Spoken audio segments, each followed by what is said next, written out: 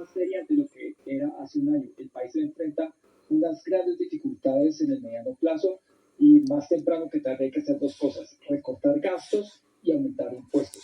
Esta reforma tributaria o ley de financiamiento aumenta los impuestos, pero es desafortunado que el gobierno no haya acompañado su presupuesto con un recorte de gastos. Claro, arranquemos entonces con el articulado. Es importante mencionar que nos basamos en ese documento que ayer entregó el Ministerio de Hacienda a los periodistas en esta rueda de prensa para poder enfocarnos en los puntos bien importantes, porque en las redes sociales pues también se ha hablado bastante de este articulado. Entonces, el IVA al 19% para la gasolina en 2027 y ACPM en 2028. El ministro de Hacienda dijo que iba a ser gradualmente. La gasolina, en este caso, el 10% para 2026 y en 2027 llegaría al 19%.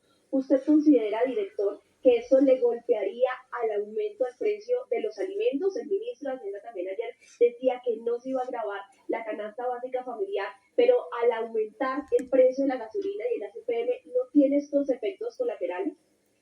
Todos los impuestos tienen efectos sobre el bolsillo de los colombianos, incluyendo esto. Es normal. De nuevo, más temprano que tarde vamos a tener que pagar por el gasto que está haciendo el gobierno y en general el Estado. Por lo tanto, hay que reconocer que esto va a tener un impacto. La medida que esta tarifa se gradualiza, va a haber un impacto sobre la canasta familiar en la medida que para transportar los alimentos hay que utilizar estos insumos. Cuando ya llegue a ese nivel del 19%, ya se habrá frenado el impacto sobre el costo de la canasta familiar. Bueno, revisemos otros puntos también bien importantes. Los licores, un IVA del 19%. Aquí en el documento se puede observar bien que es para whisky, también para aguardiente, algunas cervezas también. También se habla de un IVA del 19% para vehículos híbridos. También un IVA del 19% los juegos de suerte y azar en línea. El ministro de Hacienda había insistido en varias oportunidades que este sector pues es necesario grabarlo porque ha generado también mayores recursos. De otro lado, también se habla del IVA al 19%, de esto se ha hablado mucho también en las redes sociales. Hospedaje para los turistas extranjeros, un IVA del 19%. IVA al 19% también para las compras de boleterías de conciertos y eventos deportivos. Acá lo que dice el documento, abro comillas, impuestos al consumo del 19% para servicios de esparcimiento, culturales y deportivos en precios de entradas mayores a 500.000 pesos. Y aquí, si le parece, director, vamos a los ejemplos puntuales. Ahorita hablábamos sobre el vehículo híbrido y hoy, a precios de hoy, vale 80 millones de pesos. El incremento sería pues a 95 millones de pesos, es decir, tiene que sacar de su bolsillo 15 millones de pesos más. Y en el caso de las boleterías de los eventos deportivos o conciertos, 500.000 pesos, pues si está pagando y si se aplica esa tarifa del 19%, pues serían 95.000 pesos los que tendría que pagarse más. Ayer, pues en esa exposición de este articulado, le preguntábamos al ministro de Hacienda si considera que esto podría frenar un poco este sector del entretenimiento, en el caso del turismo también, que le ha generado mayores recursos a la economía del país. ¿Usted considera que se puede frenar?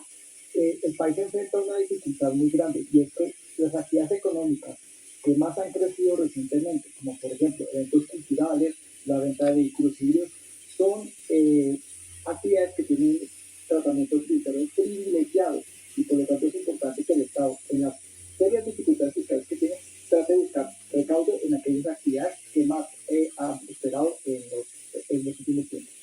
Bueno, revisemos otros puntos también importantes. Ya pasamos de la parte del IVA, los documentos que serían del 19%, ahora los impuestos de renta, ingresos de más de 7 millones de pesos al 29%, en este momento se aplica uno del 28%, y quien gane más, pues sería hasta de 41%.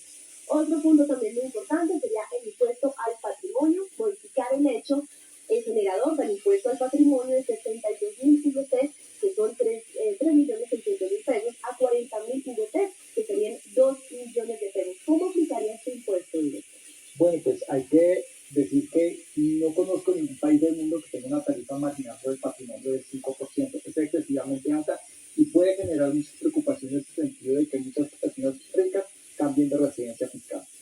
Bueno, revisamos otros también, en este caso, impuesto del 30% a loterías, rifas, apuestas, gestiones ocasionales, actividades comerciales no asociadas a culto por parte de iglesias. Esto ha sonado también bastante. Directora, ¿a qué se refiere este punto? Básicamente dice que las iglesias tienen que separar sus actividades normales de esas actividades mercantiles, y son las actividades mercantiles las que estarán sujetas al impuesto lado, hace pocos minutos pues, también el Ministerio de Hacienda, a través de sus canales de comunicación, pues habló sobre esa polémica de la que se ha generado si se van a grabar las cuotas de administración residenciales. Dice que no va a ocurrir, pero en ese documento que acabamos de revisar se habla de un parágrafo. ¿Por qué se incluyó y a qué se refiere entonces si no se va a grabar las cuotas de administradora de los conjuntos residenciales? Hay que darle una lectura muy cuidadosa articulado. Lo que parece una lectura preliminar que efectivamente no van a ser grabados, pero uno sí se pregunta entonces por qué introducen eso en el articulado. Bueno, esperemos entonces cómo surte efecto esta ley de financiamiento, reforma tributaria